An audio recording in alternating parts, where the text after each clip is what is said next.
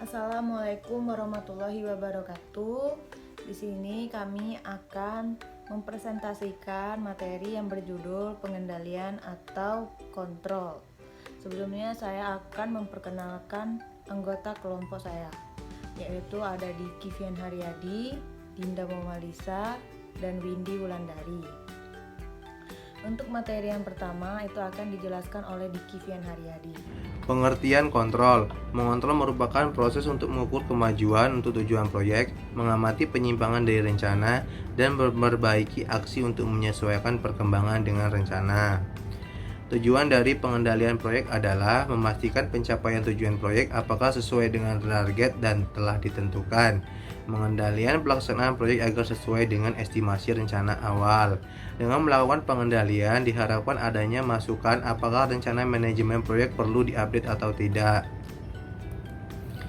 Apa yang mengendalikan proyek? Yang pertama, proyek integrasi membutuhkan pengendalian perubahan terpadu. Yang kedua, lingkup manajemen proyek meliputi lingkup verifikasi dan pengendalian perubahan. Yang ketiga, proyek manajemen waktu termasuk jadwal kontrol. Keempat, manajemen biaya proyek melibatkan pengendalian biaya. Yang kelima, manajemen mutu proyek termasuk kontrol kualitas. Yang keenam, manajemen komunikasi proyek meliputi pelaporan kinerja dan output dari proses ini adalah laporan kinerja dan perubahan permintaan. Yang ketujuh, proyek manajemen resiko melibatkan pemantauan dan pengendalian resiko. Hasil pemantauan resiko dan proses pengendalian mencakup seluruh dunia rencana, tindakan perbaikan, permintaan perubahan proyek, dan update rencana respon resiko. Apa yang sebenarnya kontrol? Ukuran paling mendasar dari keberhasilan proyek berkaitan dengan pertemuan disepakati target di masing-masing dimensi. Ini adalah target yang berjanji untuk bertemu di awal proyek.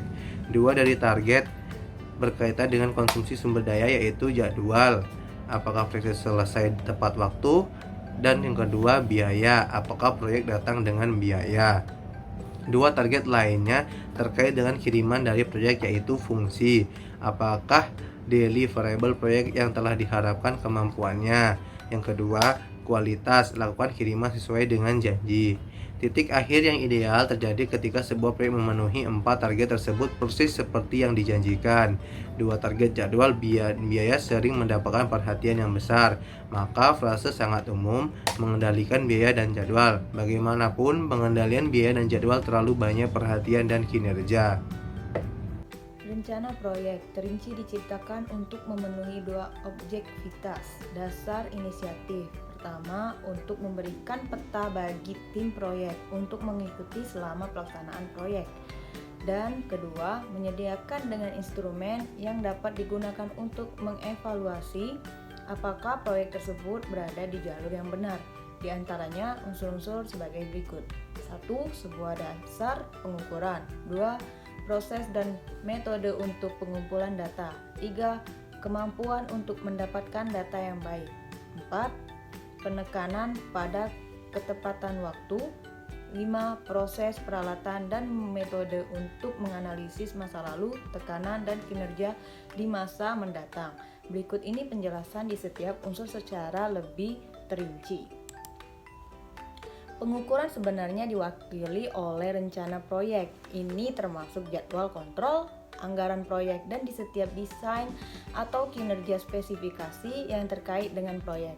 Perhatikan kinerja deliverable, biaya, dan jadwal target harus mendapat perhatian seorang manajer proyek. Tetapi jika kualitas dan fungsionalitas dari deliverable proyek tidak diawasi dan dipertahankan, produk yang lebih rendah dapat dikirimkan ke pelanggan sebagai sebagian dari upaya pengendalian proyek. Hal ini pun untuk terus memverifikasi bahwa standar kinerja deliverable yang dijanjikan sedang dalam jalur yang benar. Seperti ada pepatah lama, mereka mungkin lupa jika biaya terlalu banyak atau terlalu lama, tetapi mereka tidak akan pernah lupa jika tidak bekerja. Informasi khusus yang harus diketahui yaitu jadwal.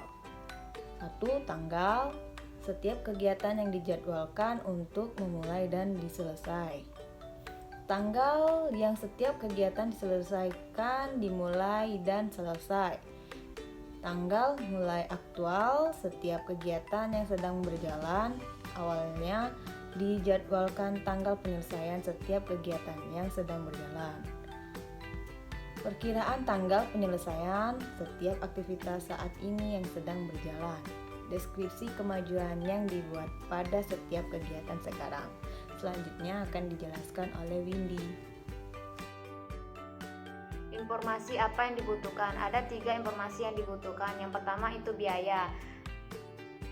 1. Perkiraan pengeluaran atau jam kerja untuk semua kegiatan. 2. Pembayaran aktual atau tenaga kerja untuk masing-masing kegiatan yang sudah selesai. 3. Jumlah yang dihabiskan sampai saat ini atau tenaga kerja masing-masing aktivitas yang sedang berjalan. 4. Perkiraan biaya untuk menyelesaikan atau jam kerja tambahan diperlukan untuk setiap kegiatan sedang berjalan. Yang kedua, fungsi. 1. Perkiraan awalnya direncanakan kemampuan akhir deliverable. 2. Prediksi saat apa kemampuan sebenarnya. Yang ketiga, kualitas. 1. Estimasi seberapa baik kiriman akhir akan berfungsi. 2. Prediksi saat seberapa baik mereka benar-benar akan berfungsi. Bagaimana mengumpulkan informasi? Yang pertama itu rapat tim. Saluran utama informasi saat ini biasanya status pertemuan tim proyek.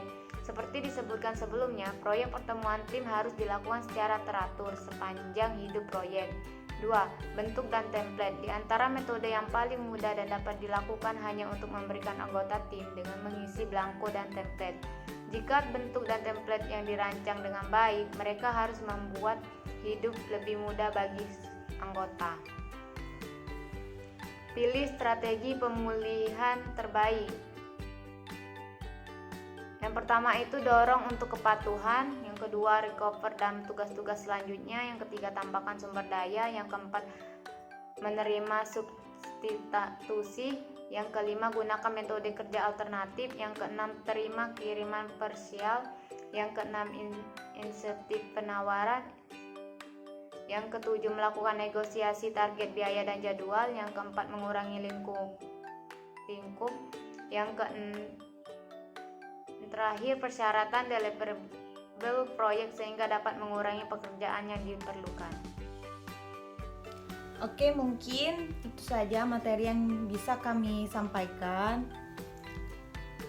Mungkin masih banyak kekurangan, kami minta maaf, pada Allah kami mohon ampun. Saya tutup. Wassalamualaikum warahmatullahi wabarakatuh.